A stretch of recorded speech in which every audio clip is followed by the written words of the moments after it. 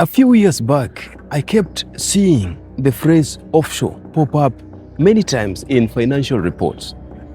You know, offshore accounts, offshore companies, offshore wealth.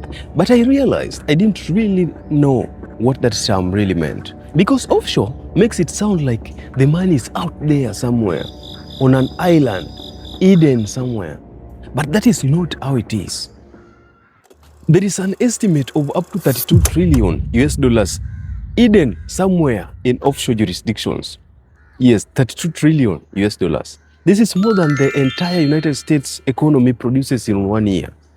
So, I wanted to understand, where is this money really sitting? Who controls it? And how can that large amount of money exist outside there, outside the normal tax system? What I found out is not a secret vault in Switzerland. It's something much boring, something way powerful. It's paperwork. Let me show you how it works, because once you see it, you can't unsee it. When people hear offshore, you know, offshore accounts, offshore wealth, offshore companies, they usually assume numbered accounts, you know, hidden stack of cash somewhere. But that's not how digital finance works. These days, it is not about hiding the money in a safe. It's about hiding ownership of that money. Leaked documents revealed how the law firm Mossack Fonseca. In 2016, a massive leak exposed how this system really works. The Panama Paper Leaks. One company set up in British Virgin Islands owned apartments in London, then bank accounts in Switzerland, and it has multiple operations across Europe. On paper, no single person appears connected to it, but in reality, one billionaire controlled the whole of it. That's how ownership is hidden. Now, how do billionaires move money through this hidden network? Let's imagine a tech company in Nigeria. It makes and sells software locally and makes a profit of $1 billion US. Normally, it would pay taxes in Nigeria, but instead, it creates a subsidiary company in Ireland. Now, the Irish subsidiary company owns the intellectual property of this company. Now, the branch in Nigeria pays royalty fees to this subsidiary company in Ireland. On paper, the taxes in Nigeria shrink, but in Ireland, they grow. Same money, different jurisdictions, low taxes. The Irish subsidiary can itself be owned by another entity in Cayman Islands. That means profit moves again.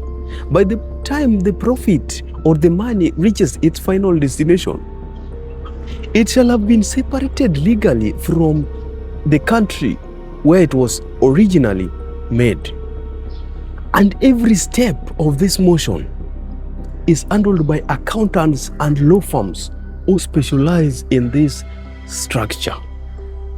If a billionaire has multiple shares in companies, the multiple shares can be transferred to a trust in Cayman Islands. Technically, the trust in Cayman Islands owns the assets, not the individual. The trust can then buy properties in London. Now, if you search in public records, you won't see a person, you won't see an individual. You'll see a company, and behind that company, there is another company, and another company, and another company. That is how ownership disappears in layers.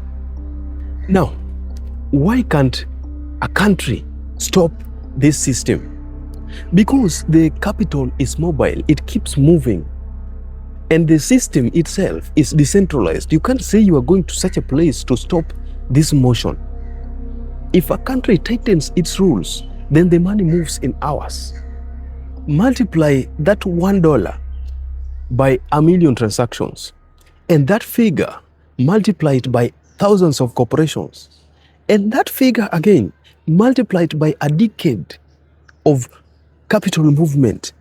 That is how trillions are moved to offshore accounts. Not through crime, But through legal engineering, once the money sits offshore, it compounds, it grows outside the system that it was originally created. And this happens in every country, every day, every month, every year. Trillions are moving offshore.